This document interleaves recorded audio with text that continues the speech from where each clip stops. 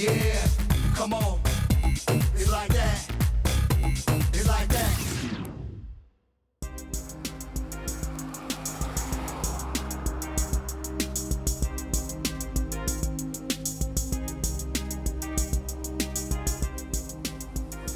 Today we have seen the launch of CANA's Learn to Swim for All program, which is funded by FINA through our president of CANA, who's a very big advocate for the Learn to Swim environment.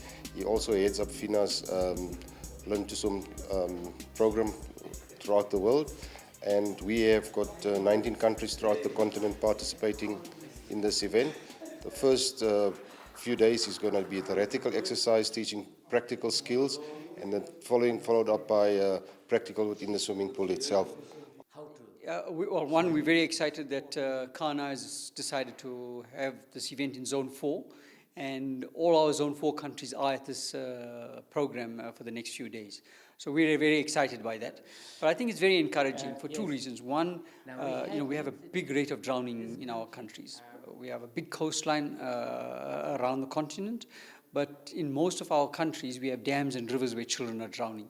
So I think stopping that is the first priority for us as a zone.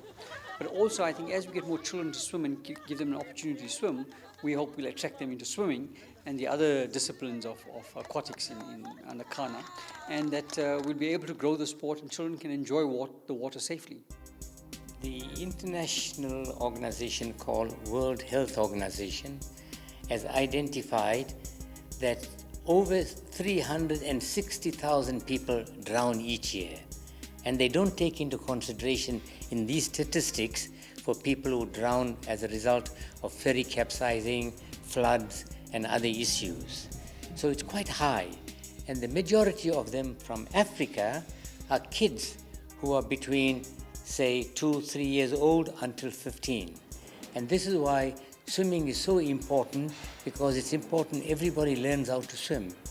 And not only by learning how to swim they save themselves, but they can also help others who don't know how to swim to come out of difficulties. And for that reason we are urging all schools, all ministers of sport to come and help us in making sure that children learn how to swim. Our aim is to ensure that we contribute to the reduction of drownings within particularly South Africa, but the rest of the continent as well. I think it's important. I think in a lot of communities they have these tales about snakes in the rivers and things like that. And it's largely parents who try to create these kinds of fear because they don't want the children to go near the water because of the drownings. And we've seen that even in South Africa over the last few months, that children are going to collect water at a river and they fall into the water and drown. Children getting swept away at the beach. And I think we have to do a number of things. One is just general awareness. So we're very pleased that in South Africa, the Education Department's got a water safety program in their life skills curriculum. So this just encourages children to look at water in a more friendly way and that they can enjoy it by being safe at the same time. And here we got the instructors who are going to be taught how to teach swimming. And at the end, we are going to get them to go to the various countries, and then they themselves will teach other instructors how to learn how to swim and how to teach how to swim. This program is started with what we call Anglophone countries, all the English-speaking countries on the continent. The next program is planned to take place in Dakar, on the West African coast, in Senegal, which will be taking place for the Francophone, French-speaking countries of our continent. The program of the next few days is going to be a fairly intense program. It's about 3.5 days of training and a fair amount of theory. So understanding the theory of teaching children to swim, what's required, moving into some of the strokes and techniques of basic swimming skills so that children can start to get involved in competitive swimming. But the most important thing is so that they understand the skills of how to teach children to swim, right? And then we're linking that to practical training because it's important. We don't want people to just go back and run a program and then children are put in danger. So even coming year, we've required them to make sure that they've got life-saving certificates, CPR, first aid certificates, that they can swim themselves, because if a child gets into difficulty, they must be able to assist that child. So part of the program, in addition to the theory, they'll do some pool work, get into the water physically, so that we can see what they can do. They will also go into a dam, so around rural areas where most of the drowning happen, that these instructors will be able to understand the conditions in that environment. So we'll teach them what to do, how to make sure that they can rescue children or adults that get into difficulties around dams and rivers. And most importantly, they'll do an exam at the end of the session. So they will have to go through a rigorous process to make sure that when they go back to their own countries, we are satisfied that they're able to impart the knowledge. So that's critical for us.